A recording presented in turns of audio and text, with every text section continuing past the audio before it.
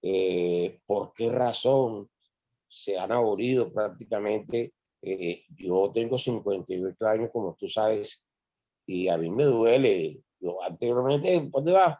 Voy para Sello, voy para Bolivia, para Cuartel, se oía tan romántico. Entonces creo que hoy esa charla va a estar interesante. Y por otro lado, pues el pergamino de la ponente, espero que le dé luz a mi ignorancia en estos temas. Te felicito por esta reunión y me identifico contigo, el que ya esta virtualidad nos está cansando un poco. Muchas gracias. Muchas gracias a ti por tu participación y bueno, eso posiblemente Jairo y posiblemente tú mismo, bueno, el mismo doctor Mercado, pueden dar fe de lo que ha pasado un poquito en Chapinero, en Bogotá, en la sesión del centro histórico, lo difícil que es conseguir un pedacito de tierra allá, y es una situación muy parecida pues al Tejo Prado aquí en Barranquilla. Entonces uno a veces se pregunta por qué el deterioro, por qué, digamos, el abandono en que se encuentra el patrimonio. Y lo que nos dice Stewart nos hace una ventana de ampliación. No es un fenómeno de Barranquilla. Pienso que es un fenómeno que se está viviendo en Colombia, sobre cómo el patrimonio y demás, pues se ha venido pues abajo. Esa es ese puede ser otra de las motivos. Oti, Buenas bienvenida a tardes. tu casa. Oti, Gracias. ¿cómo llegas a este espacio? Cuéntanos un poquito de ti, tus expectativas. Gracias. Llego porque una amiga, compañera del colegio, me mostró la invitación y yo soy una amante de la historia, de la arquitectura, sobre todo de mi ciudad. Entonces me llamó la atención, siempre estoy pendiente de las cosas que puedan pasar alrededor de mi ciudad, sobre todo, y de la historia en general. Buenas tardes a todos. Buenas tardes, mi doctora Aida, bienvenida a su casa, bienvenida a su encuentro cultural, bienvenida a esto. Y yo pienso que hoy el programa nos une más allá de barranquilleros, más allá de barranquilleros, que podríamos decir que puede ser la primera conexión común. Nos une sobre dar varias respuestas a interrogantes comunes, como es esto del tema del urbanismo, como es el tema que nos afecta. Entonces, vamos a contar un poquito qué es lo que nos proponemos hacer hoy. Pero entonces, primero pues le damos la más cordial bienvenida a las personas que se han conectado y a nosotros que se están conectando pues, dentro de poco. Entonces, todos y todas, pues bienvenidos. Gracias. Mi doctora Aida, no sé si intencionalmente tiene cámara apagada. Si es así, pues no, qué no pena, importa. qué pena. No, no faltaba. Ok, bueno, bien, ok. Doctora Aida siempre iluminando, me pareció hasta raro, sale una luz nueva con su presencia, mejor dicho, donde no pasa tiempo, sino solamente la luz, como las tejas a joven. Entonces, ¿qué nos proponemos hablar un poquito hoy? El último segmento, vamos a hablar un poquito de lo que tiene que ver con, digamos, qué perdimos cuando dejamos de denominar por calles y carreras en Barranquilla. O sea, no solamente la denominación, sino qué fue lo que perdimos. Vieron el video que nos encontramos hoy, pues fue el promocional que yo les dije. Y quiero comenzar con esta anécdota del encuentro para darle 2 o 3 minutos a las personas. Cuando yo me subo a un taxi, lo primero que yo le digo es, maestro, lléveme a Manga de Oro, Uribe Hospital. Lo primero que yo me encuentro cuando le doy esa dirección, lo primero que me encuentro es, ¿a dónde? Entonces le vuelvo a repetir, Manga de Oro, Uribe Hospital. ¿De qué me está hablando? Entonces, observamos lo siguiente, estoy dando una dirección donde no me estoy conectando. Evidentemente no hay una conexión con mi interlocutor. Al dar yo la dirección de la vieja nomenclatura, vieja Barranquilla. Esto pone en contexto nuestra invitada de hoy, la doctora Aida Palmet, que es arquitecto, es magíster en urbanismo y hoy tiene un doctorante en lo que tiene también que ver con configuración de ciudad y urbanismo. Y demás. Doctora Aida, bienvenida a su casa, a su encuentro cultural. Bueno, Decimos cómo es la dinámica. Cualquier persona puede levantar su mano y con gusto le cedemos la palabra para que la doctora Aida, en conversatorio fraterno, en este momento estamos activando la pantalla para que cualquier persona del auditorio que desee presentar información, pues está en todo su derecho, pues, de hacerlo. Entonces, nosotros vamos a llegar a esto que tiene que ver con la configuración de la memoria, con la configuración de los sentimientos sobre el ordenamiento en Barranquilla. Pero esta media hora vamos a contextualizar. Doctora Aida, ¿cómo nace en la humanidad esto de calles y carreras? ¿Cómo se da esto como proceso histórico? Bueno, Leli, la verdad es que Barranquilla tiene una excepción. Si nosotros hablamos de historia, normalmente nos apoyamos en lo que se llama la trama hipodámica que trabajaban los romanos, que era dos ejes viales que se cortaban y perpendicularmente, teniendo en cuenta la orientación de las determinantes climáticas, el cardo, que iba de norte a sur, y el Decumanus Maximus, dos calles principales que venían de este a oeste, y en el centro donde se cortaba se formaba el foro, o lo que llamamos nosotros la plaza.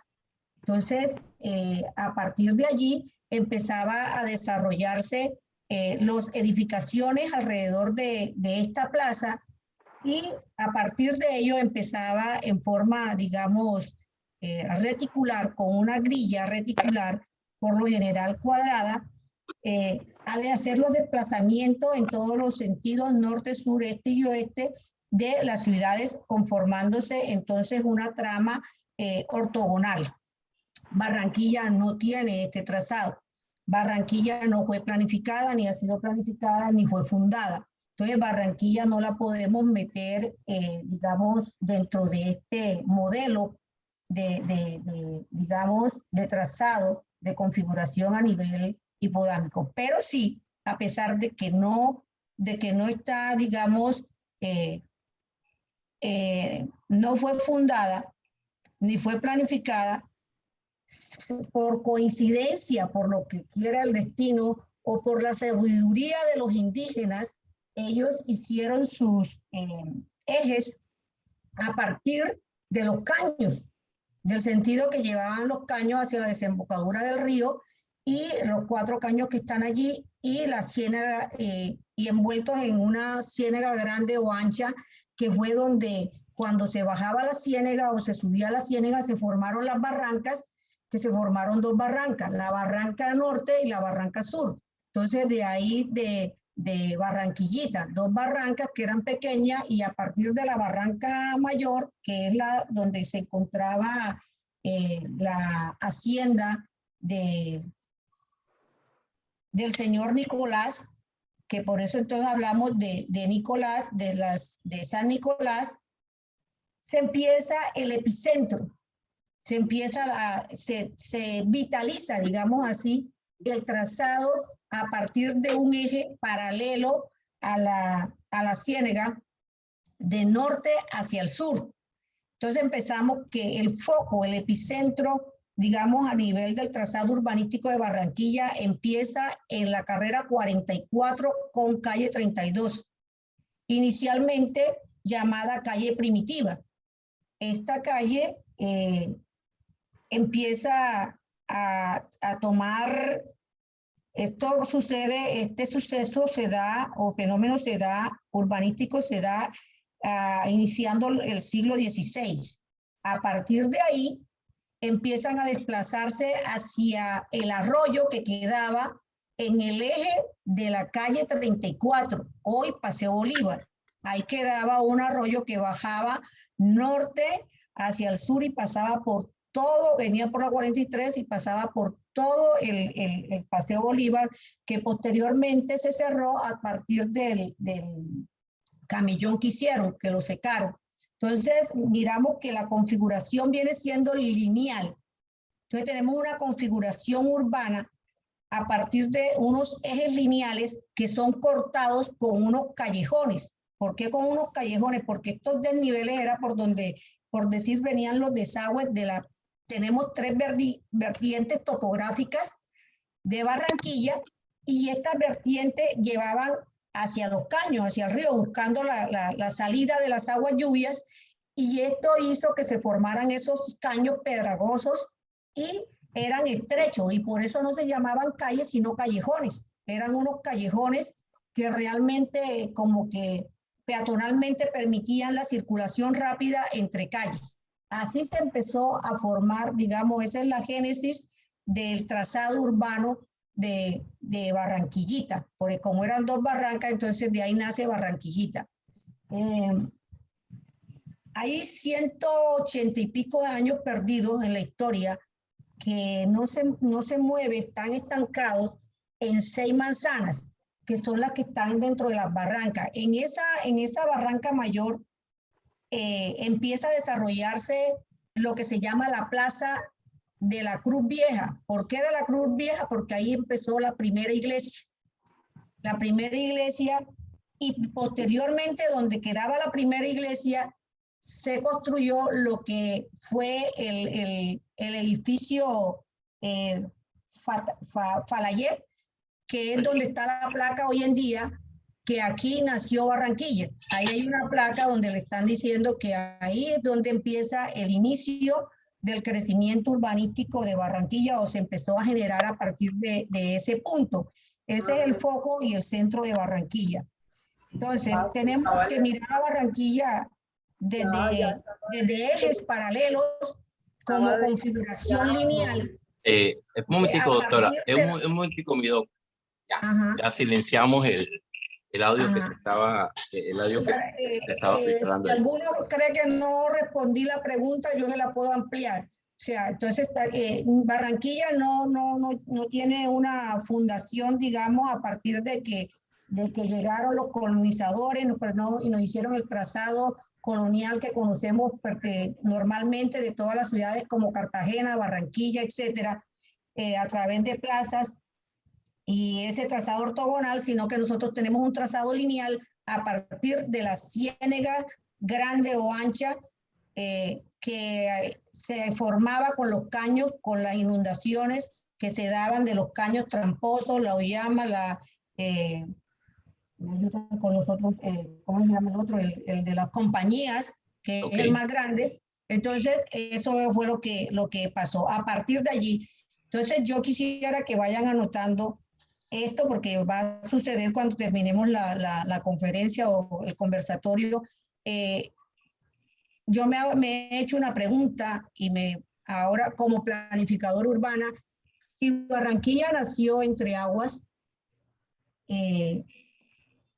¿por qué dentro del PEN, del Plan Especial de Manejo y Protección, no se tuvo en cuenta la parte del equilibrio ecológico y la sostenibilidad del recurso hídrico como parte de esa memoria ambiental como patrimonio del centro histórico? Entonces, para que vayamos pensando como ¿qué es lo cuál es el futuro? Porque el futuro de nosotros depende de nuestros antecedentes y de lo que estamos viviendo hoy. Entonces vamos a mirar a partir de hoy, ¿qué sucede hoy? ¿Cuál es la realidad de hoy en ese territorio? Y a partir de ello, entonces sí empezar a trabajar lo que llamamos nosotros esa revitalización y esa regeneración tanto cultural como funcional desde diferentes estratos, desde lo funcional, económico, ambiental, político, administrativo, con respecto al centro histórico. Bueno, en ese sentido, pensando en que ya estamos ubicados en que Barranquilla no es fundada como tal, ¿qué configura? Ya tenemos el segundo ingrediente antes de pasar a ver la presentación que usted tiene. ¿Qué configura el espacio urbano? ¿Qué llamamos eso de espacio urbano y de urbanismo?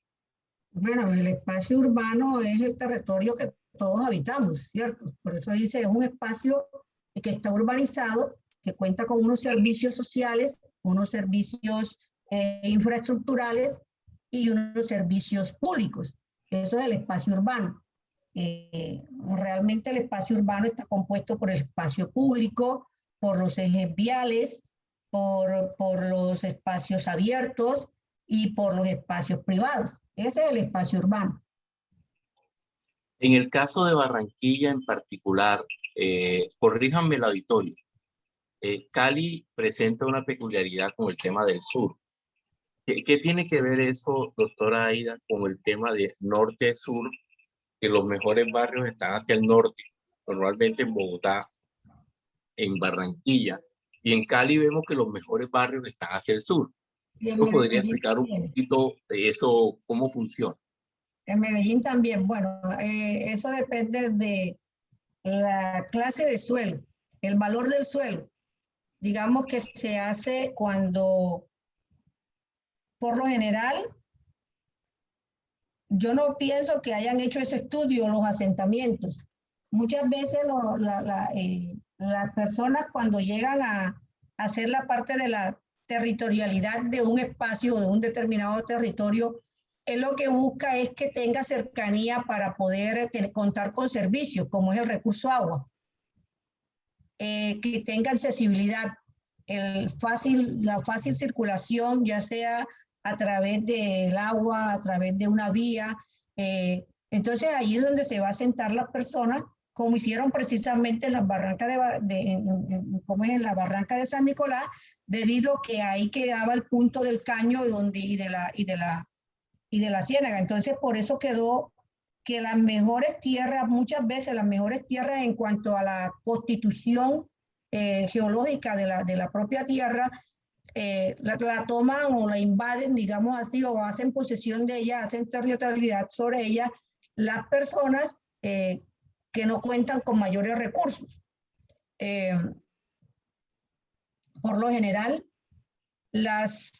siempre estamos hablando de sur-norte, entonces en la parte noreste es donde debe ubicarse, digamos, la parte de residencial, la parte, digamos, que va a tener mejores corrientes y mejor microclima, establecer mejor microclima en esta parte y que no va a tener tanta contaminación. Pero eso depende, como le digo, es del asentamiento, la posesión sobre la territorialidad del grupo de ciudadanos que se haya asentado en ese punto. Entonces, eso nos lleva a una tercera pregunta dentro del contexto. Esa pregunta me la formularon por el interno. Uno mira en ciudades como Nueva York y otras partes como Central Park. Bueno, las comparaciones son siempre odiosas. Pero la pregunta es así. ¿A qué podemos atribuir el desorden urbanístico en metraje de cuadras, la forma y la nomenclatura aparentemente difusa en Barranquilla? Cuadras que algunas miden 20 metros, y otras miden 300 metros, otras miden, otras parece que son en triángulo, y no hay ese concepto como de 100%, como debería ser. Y ni hablar de los andenes de Barranquilla. Si uno quisiera trotar por los andenes de Barranquilla, es buscar la muerte. O si uno quisiera ir leyendo un librito por los andenes, yo pienso que esa sería la aventura más temeraria que alguien podría hacer. Todo ese desorden urbanístico, doctora Aida, ¿a qué se atribuye? ¿Cómo lo podemos interpretar? Bueno, a la mala planeación. Nosotros tenemos una debilidad institucional que no quiero profundizar allí. Me quiero centrar en la parte funcional, físico-espacial, cultural y económica, porque si nos metemos con la parte político-administrativa, la normatividad, las herramientas de planificación urbana y las herramientas de gestión del suelo y financiación, vamos a terminar todos corruptos aquí. Entonces no quisiera como que, pero sí falta de control, no existe. O sea, tenemos todas las herramientas para tenerlas en estantería, pero no se están aplicando esas herramientas a la realidad, por un lado. Por otro lado, lo que preguntaba que por qué la forma urbana no tenía un trazado regular. Simplemente existe una topografía. O sea, todas las ciudades tienen su propia identidad, son heterogéneas y la topografía es la que da por lo menos la forma por donde se debe trazar y en el sentido que se debe trazar, digamos, los ejes para circular. Tenemos un problema, y tiene la razón, en el sentido de que a partir de que entró el periodo moderno, Le Corbusier, empezamos a hablar de Franloy y de muchos más de los que hicieron parte del CIAM, empezaron a implementar, limpiaron la fachada, digamos, las colocaron livianas, pero entonces tenemos un problema. Le dieron prioridad al vehículo. Y a partir digamos, de que nosotros estamos primero trazando los ejes viales para urbanizar. Primero sacamos las vías, primero sacamos el carro y de último sacamos el peatón. No estamos teniendo en cuenta una densidad territorial por manzana, ya sea una manzana pequeña o una supermanzana o macromanzana. No tiene que ver si es grande o pequeña. Lo importante es que tenga la capacidad y tenga la capacidad de realmente responder al número de personas que están habitando en esa área. O sea, yo no voy a cargar una manzana que tiene solamente, por decir algo, una hectárea con 250,000 personas cuando realmente no les estoy brindando, digamos, el confort en los espacios que requieren para el esparcimiento, para el ocio, que tengan los servicios complementarios. Nos detenemos un momentico, mi doc. Una fuerza de libertad a lo que presuntamente asesinó a su ex compañera sentimental. Esa no fue Sucre. La familia. Vamos a desactivar las manchas de sangre en su ropa y a pesar de haber reconocido que asesinó a machetazos. Listo, entonces ya dejamos allá el asesinato ese machetazo. Regresamos acá a nuestro diálogo. Okay. Entonces es esto, falta una herramienta a nivel de una metodología de planificación local que permita realmente lograr la compacidad del suelo, teniendo en cuenta no solamente lo que tú dices, la forma de la topografía, el tamaño de la topografía, sino de los servicios que requiere esa porción o ese globo de tierra, esa área bruta que tengo allí por planificar. Yo tengo que distribuirla, saberla organizar, porque ya no estamos diciendo vamos a zonificar. ¿Por qué no voy a zonificar? Porque nosotros en este momento tenemos un centro, un foco, pero a su vez puede desplazarse y tener varias centralidades. Lo importante es que el centro histórico siga siendo el foco principal de todas las funciones administrativas de la ciudad. Y así doctora Aida, en lo que estamos viendo aquí como una lámina de la que usted trajo como presentación, no sé si el comportamiento en Colombia es igual, pero la Sociedad de Mejoras Públicas, ¿cuáles son sus funciones en este tema del urbanismo? Bueno, ya en ese momento era la de sanidad, la parte de saneamiento de servicios públicos, como decir ahora las empresas públicas, pero en ese momento se encargaba no solamente de la parte de las redes de conexiones de servicios públicos, sino también del embellecimiento digamos, del ornato de la parte del paisajismo, de las vías, y también tenía que ver con la parte de suplir, por decir algo, los servicios en cuanto a la parte de las edificaciones a nivel institucional. O sea, él era el que se encargaba de que se hicieran las cosas. En esa parte de esta oficina fue donde se hizo el primer plan regulador para Barranquilla, que lo hizo el doctor, el arquitecto Tejada, ¿cómo se llama? Toscano. Entonces, sin embargo, yo estuve buscando el plan regulador porque quería mostrar algunas cosas de cómo habían organizado en ese momento las funciones dentro de la ciudad, porque recuerde que se ocupó la línea sobre el río y le dimos la espalda al río. Entonces quería saber que después que se ubicaron las industrias, se zonificaron las industrias sobre la orilla del río precisamente por el acceso al ferrocarril por un lado y a la parte del servicio del vapor por el otro para sacar los productos y comercializar sus productos. Entonces, ¿cómo se había visionado en ese momento el desarrollo desde ese punto de la vía 40 que se proyectaba hasta Sabanilla, y que era donde se encontraba la parte del ferrocarril para exportar todo lo que tuvieran y llegaba la mercancía también a este punto?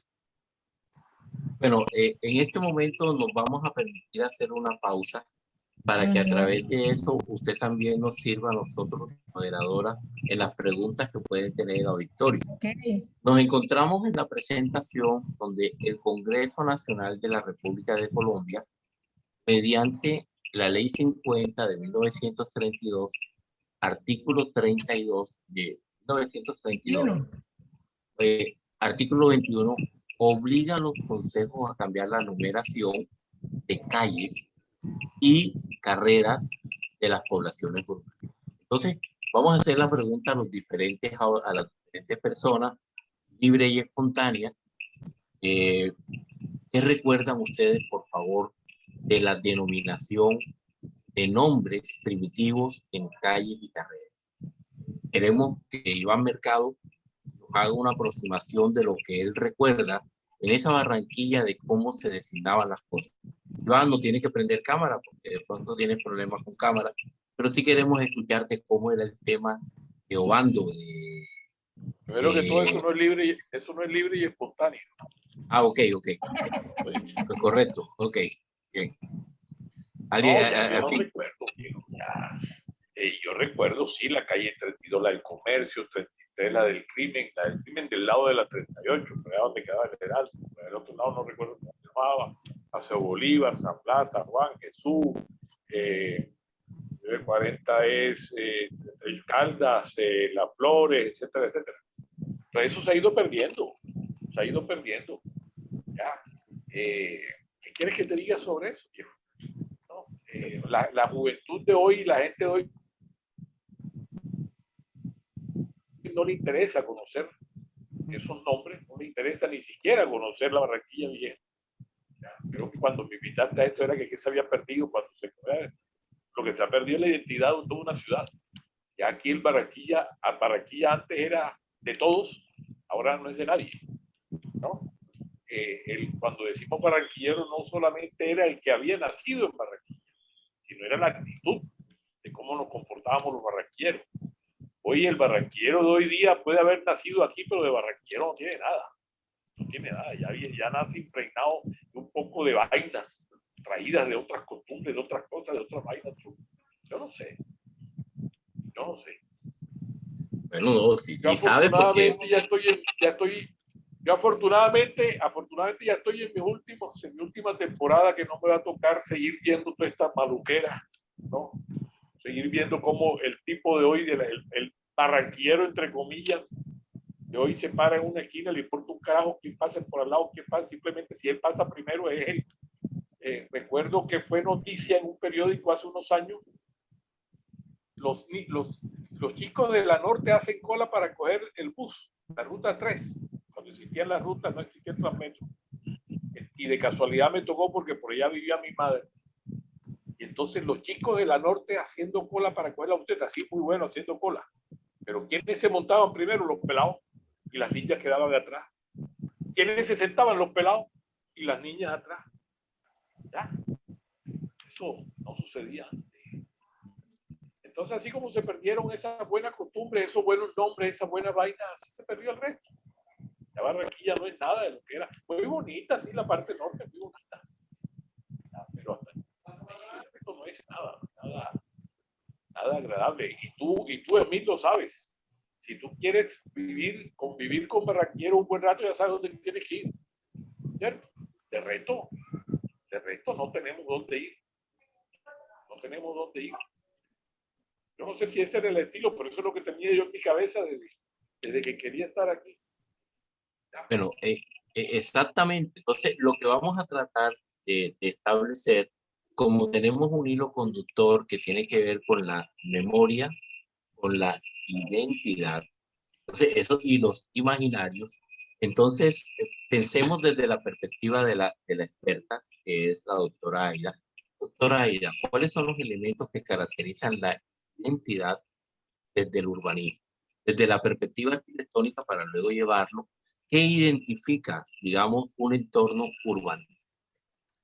Mira, Smith, la relación, como lo dijo el señor, él lo dijo en sus palabras, la imagen urbana tiene una identidad, una estructura y un significado. Y es una relación directa del observador, de la persona, con el elemento que está observando, ese elemento que es diferente a todos, ese elemento que tiene una forma, ese elemento que tiene un color, ese elemento que tiene una textura, ese elemento que para él ya tiene un significado. Y que ese elemento a su vez, de acuerdo a la relación que él tuvo, en el momento que la tuvo, se le va a quedar en la memoria urbana. O sea, se le va a quedar en su memoria y esa es su imaginabilidad sobre eso. Si a mí yo bajo al centro, que entre cosas, la inseguridad es uno de los factores que de pronto ha aislado a la gente de bien del centro. Entonces, si el centro es inseguro porque tiene mucho, digamos, invadido muchos espacios y o sea, hay desorden, entonces eso te va a permitir que la persona tenga cierto miedo, que la persona de pronto no se apropie del espacio, que la persona las personas tenemos miedo hasta de comunicarnos con las otras personas en los sitios, en los lugares o los espacios abiertos. Entonces, esa relación primero es individual y después es colectiva. Es ese imaginario que yo tengo, como lo estamos diciendo, de cada una de las calles. Creo que una de las calles de Barranquilla que marca que le preguntas a una persona joven dónde queda el Paseo Bolívar y sí te va a decir dónde queda el Paseo Bolívar. Porque el Paseo Bolívar todavía ha sido un referente y sigue siendo un referente que lo señala uno y uno dice, no, en el Paseo Bolívar, no en la parte norte donde está la Estatua del Libertador, no en la parte por donde está la iglesia San Nicolás. Entonces el Paseo Bolívar sigue siendo un referente y el Paseo Bolívar es uno de los que se ha quedado con su nombre toponímico, hablando de ese, exaltando la memoria del Libertador.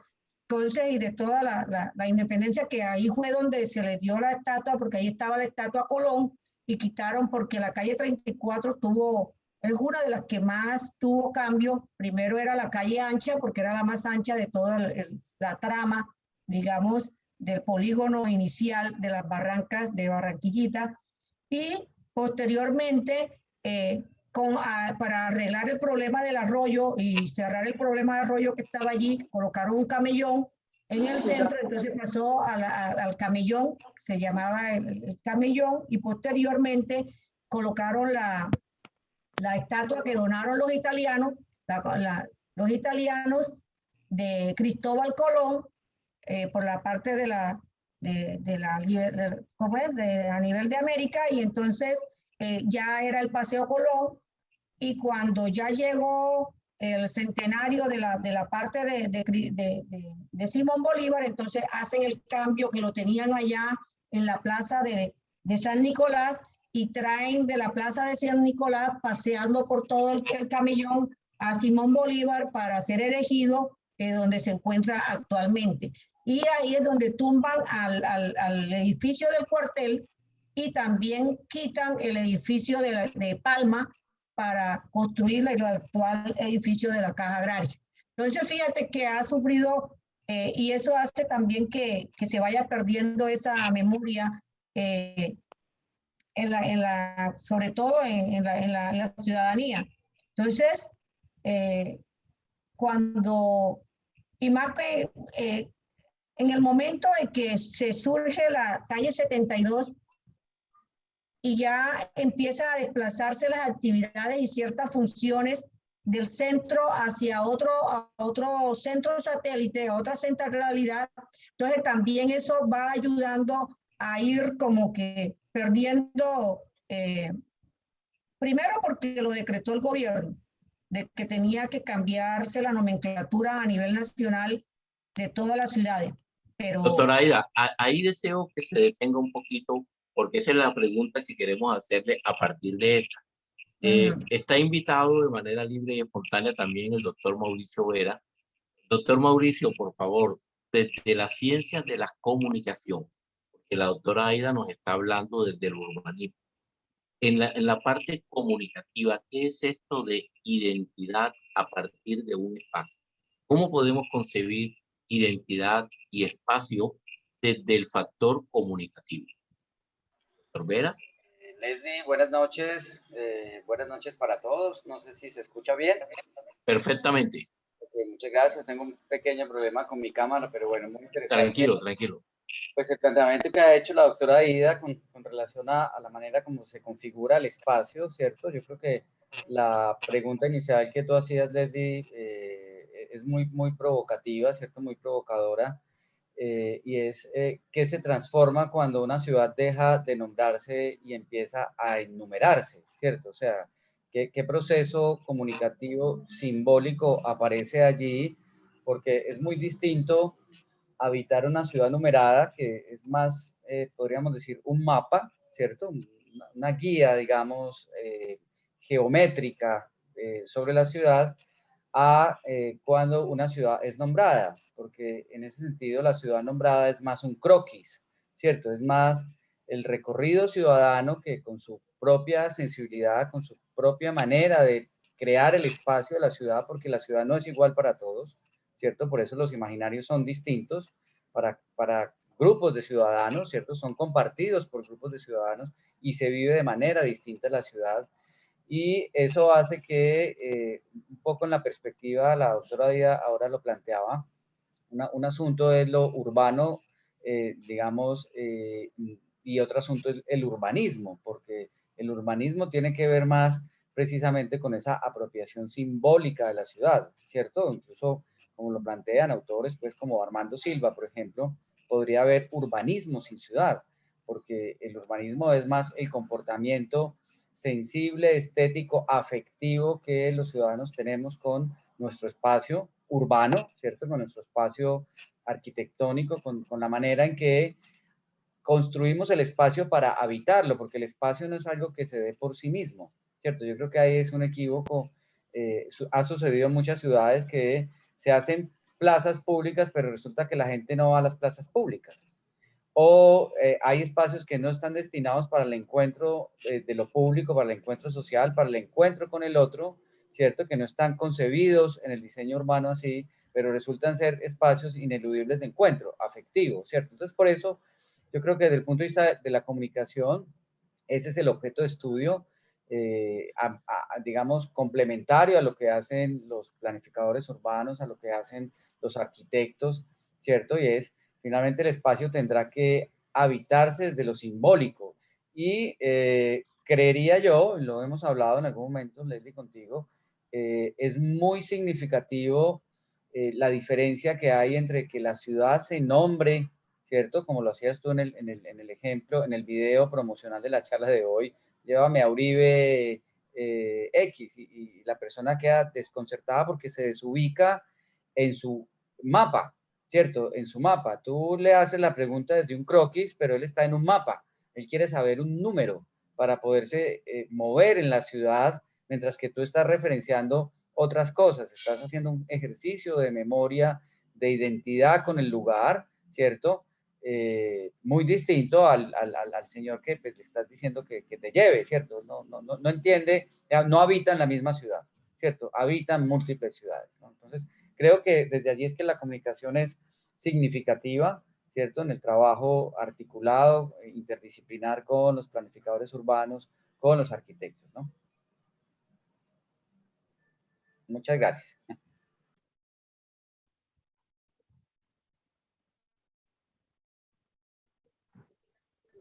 Creo que tienes el micrófono cerrado, Leslie.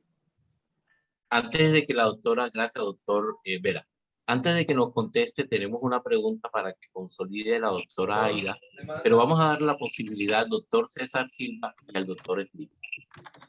La pregunta, ellos como abogados y en el ejercicio del derecho, nos asiste esta pregunta. La doctora Aida y el doctor Vera decían, eso yo lo configuro a partir de mi memoria, a partir de mi experiencia, pero resulta que por ley, un día cualquiera me dice, ya esto no se va a llamar más por nombre, esto se va a llamar por número. ¿Se puede anular la memoria así? El Estado de Derecho puede permitir que se haga una ley donde no se contemple imaginarios y que la gente, entre comillas, designe como quiera sus realidades. Doctor Smith, ¿cuáles son las implicaciones jurídicas en un cambio donde la gente quiere una cosa, pero el Estado dice que hay que hacerse de otra manera?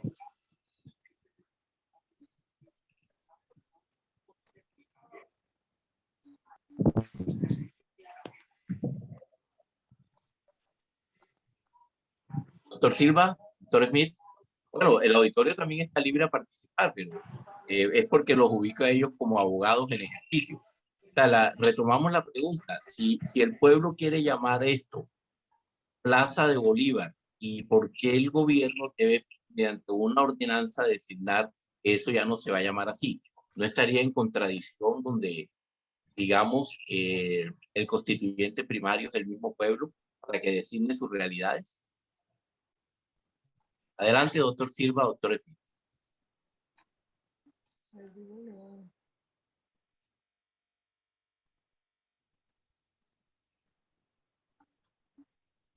Bueno. ¿Me permites un pequeño aporte, Leslie? Sí, claro, doctor Mauricio. A tu pregunta, yo creo que, es decir, vivir la ciudad es una experiencia estética, ¿cierto? Es una experiencia sensible de sentir la ciudad, no solamente racionalizar la ciudad, vivirla de manera racional, ¿cierto? Un poco en la lógica de la nomenclatura que tú mencionabas, ¿cierto? Y a veces la legislación, digamos, no se armoniza con el sentir ciudadano, ¿cierto? Entonces, pueden aparecer leyes que determinan numerar y no nombrar, ¿cierto? Así como tú lo planteas, modificar de un momento a otro, un poco por imposición. Sin embargo, al ser una experiencia estética, el vivir en la ciudad, ¿cierto? Pues la estética, digamos, siempre hace porosa la regla, ¿cierto? Siempre hace porosa la regla. Es decir, que el sentir ciudadano, lo sensible, siempre se colará por la ley, ¿cierto? Por más número que le coloquen a una calle, es muy probable que cierto grupo de personas, por alguna tradición, por identidad, por historia, etcétera, la continúen llamando con un nombre y no con un número, ¿cierto? Ahí es donde la estética hace porosa la ley, ¿cierto? Hace que pues, la ley, digamos, casi que pase a un segundo plano en el ejercicio simbólico ciudadano en relación con su espacio, en relación con su ciudad. Entonces, por eso la ciudad es una experiencia estética ampliada, ¿cierto? Es una piel, digamos, de sensibilidades múltiples y muchas veces la legislación, yo diría que en buena medida la legislación no se entiende desde allí. A veces hay una distancia en la planificación urbana frente a el sentir ciudadano. Entonces, de un momento a otro salen leyes como las que tú mencionas o el ejemplo que mencionas de por decreto, ¿cierto? Colocarle un número, una nomenclatura a una calle o a una avenida determinada que históricamente, que en la memoria colectiva, ¿cierto? Iba pasando de generación en generación el nombre de esa calle porque tenía un sentido, ¿cierto? La estética es hacer sentido en la ciudad. Y cuando un número no tiene sentido, ¿cierto? Pues, digamos, Nueva York, tú lo mencionabas ahorita, tiene sentido el número en Nueva York, la Quinta Avenida, la Sexta Avenida. O sea, el número ya tiene un sentido simbólico y quizás con lo que tú planteas de Barranquilla es el sentido antes estaba en el nombre, porque había una historia detrás de ese nombre, una referencia, la Hacienda Nicolás, etcétera, etcétera. O sea, había un anclaje histórico, simbólico, de memoria ahí muy importante.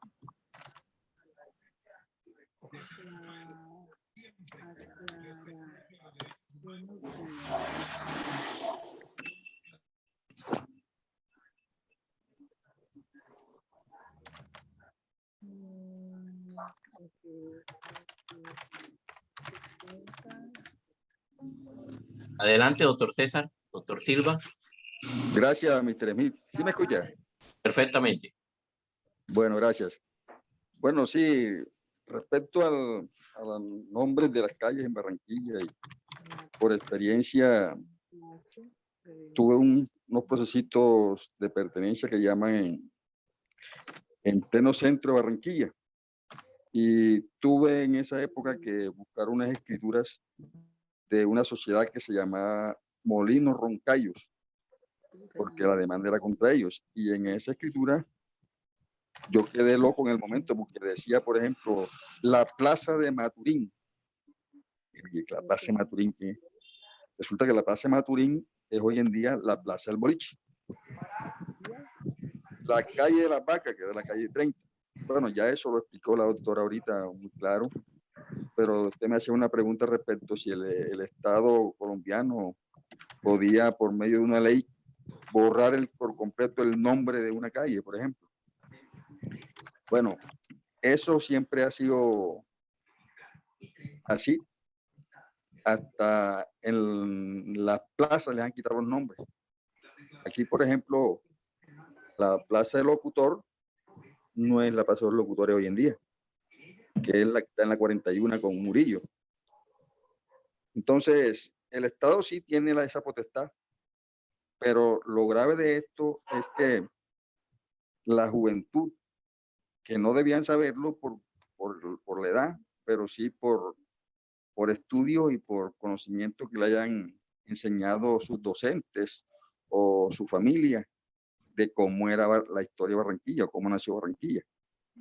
Yo tengo 37, 38 años de vivir en Barranquilla, yo no soy barranquillero, pero sí me he dado cuenta de eso, de que Barranquilla ha cambiado mucho en ese aspecto y además de eso, Barranquilla ya está conformada por toda la costa.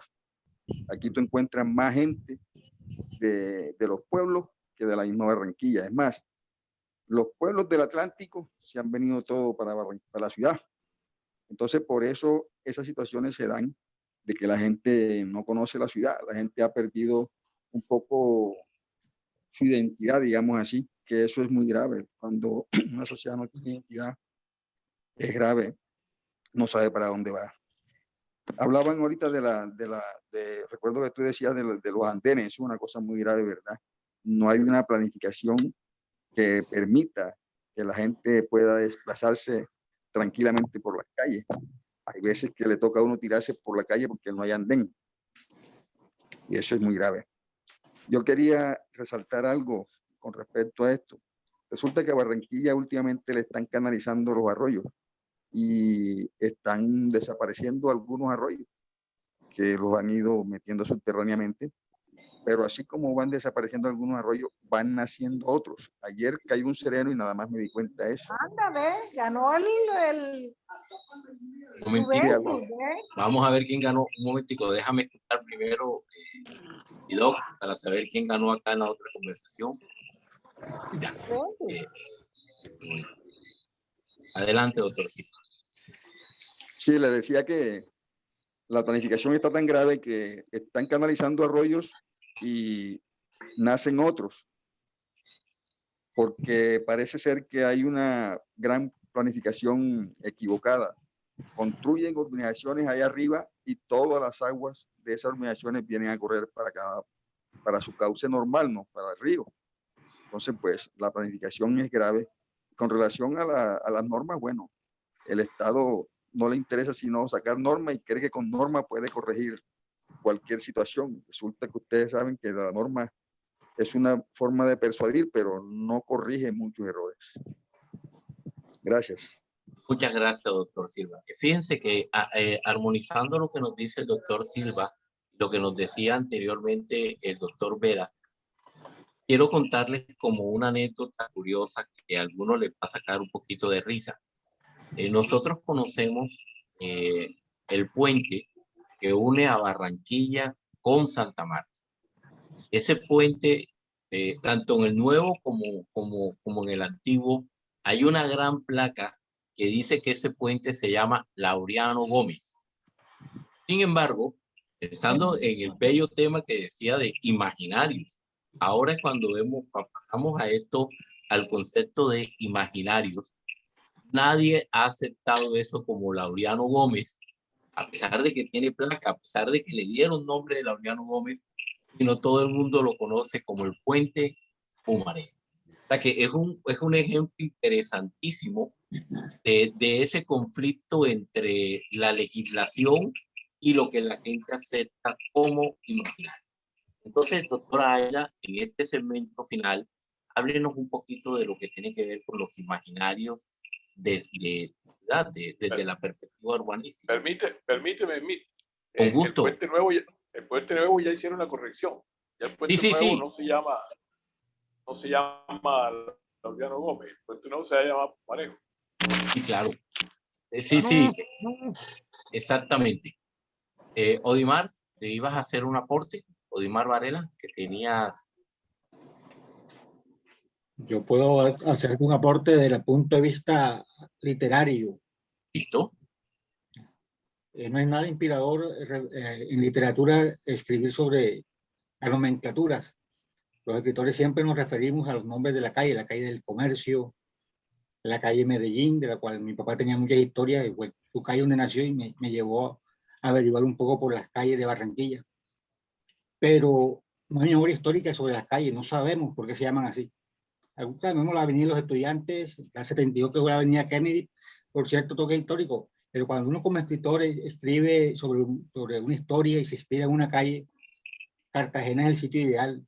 Conocer por decir que hay una calle que se llama la calle de las Damas, porque el rey Carlos VI, por allá en 1600, visitó de incógnito, disfrazado de mujer, Cartagena para ver si su inversión había valido la pena. O la calle de la Amargura, la última calle que recorrían los herejes antes de ser torturados. Ya existe una memoria histórica, un porqué de los nombres de las calles. Aquí nos estamos remitiendo a que se llamaba así, pero uno no sabe por qué.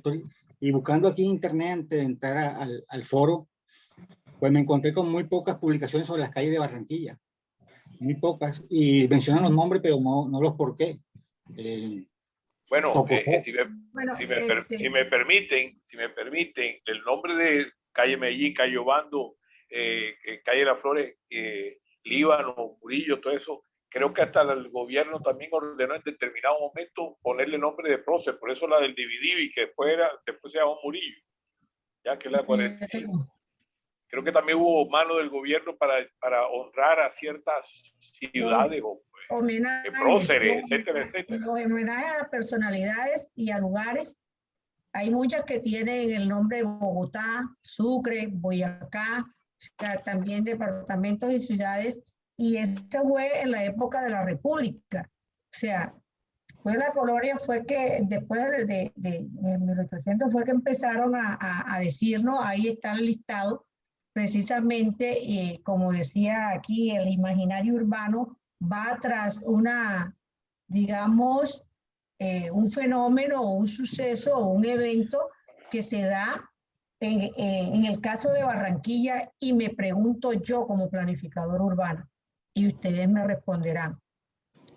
¿Será que todos esos nombres de esas calles, cuando yo empecé a estudiar, a revisar todos los antecedentes históricos de dónde venimos, que venimos, como les dije de un principio, del elemento agua, del caño de la Uyama, y que lo que hicieron el primer contacto fueron los chimilas con los mocaná, la parte de los indígenas, y me encuentro posteriormente que yo no encuentro un solo callejón, ni una sola calle que resalte precisamente la cultura y la identidad de nuestros ancestros, sino que estamos dándole, ni siquiera a la parte, digamos, del paisaje geográfico, la parte ambiental. Tenemos unos caños, tenemos un río, tenemos un mar, tenemos la ciénaga que tapamos para colocar la calle 30 hasta llegar ahora a la calle 10, la calle del Sol, que está conectando actualmente para sacar la vía de esta de 17 y la otra del nuevo, digamos, malecón. Pero cuando yo empecé a ver los nombres que tenía cada ciudad, cada calle, todo tenía que ver con la parte de la República. Y toman hasta el estilo de la arquitectura neoclásica y la convierten por la parte de este proceso de independencia como republicano.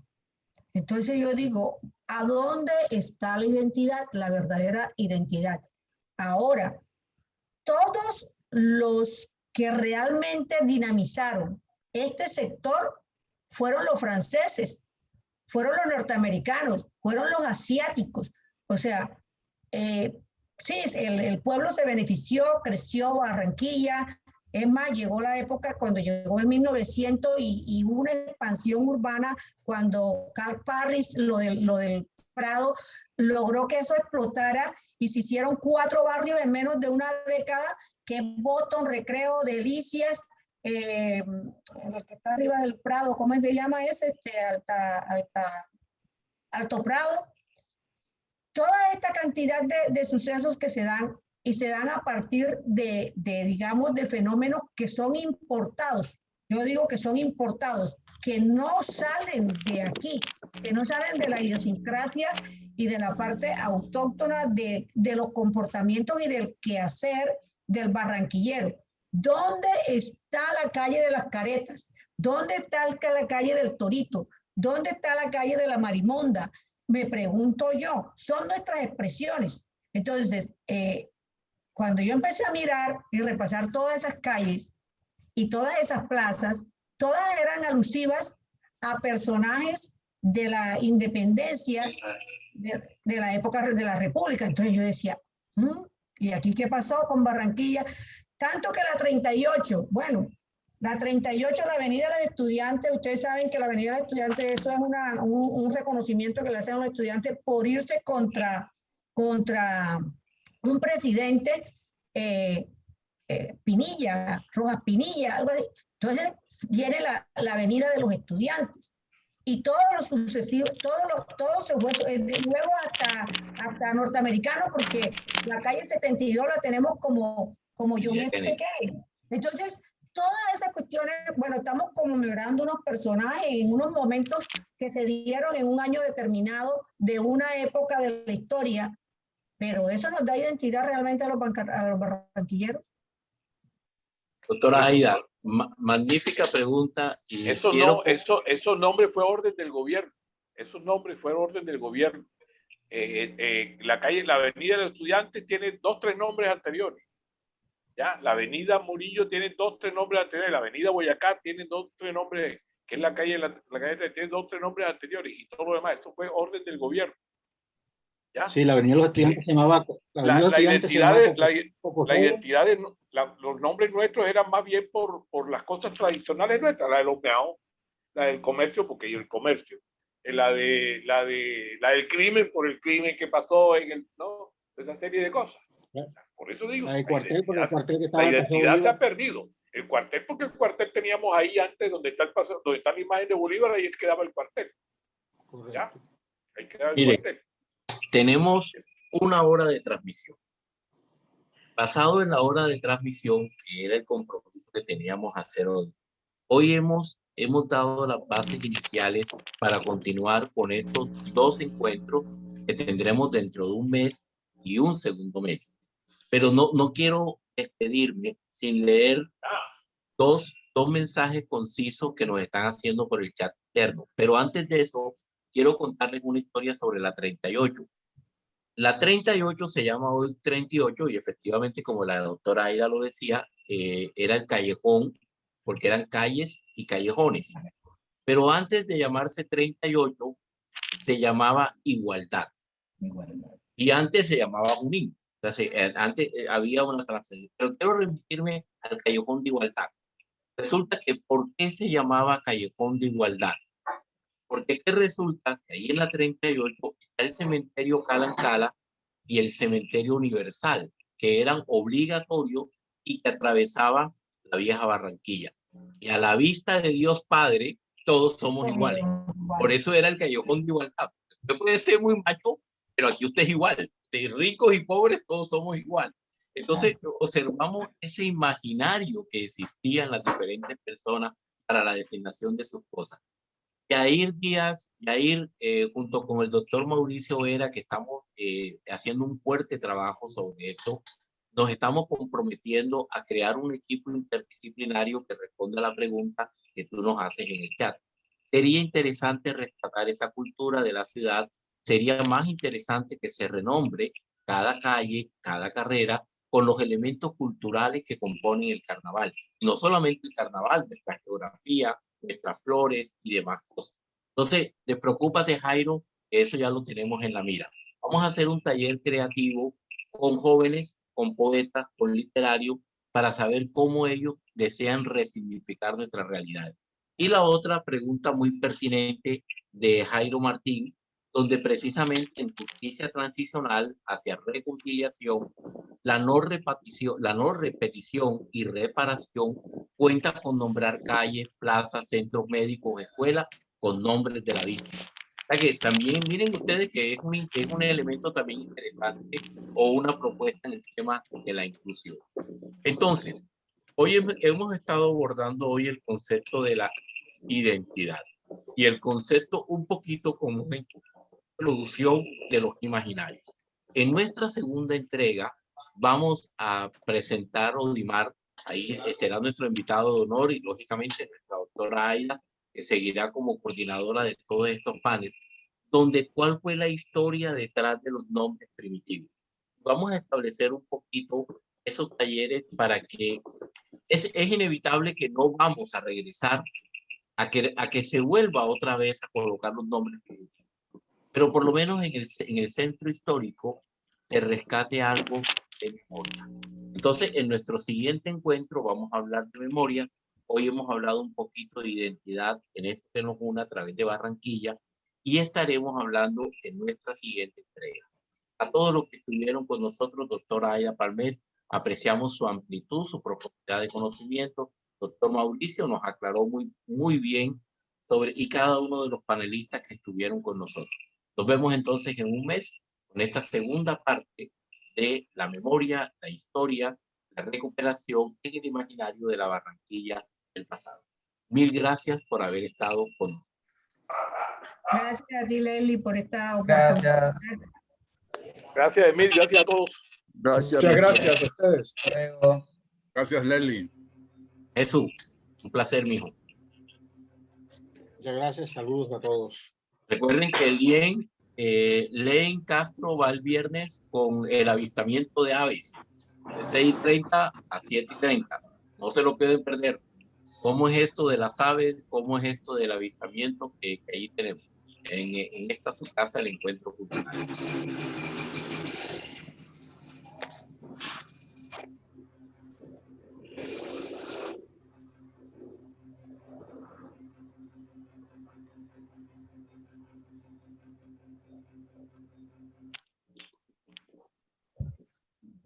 Hace rato. No cierra.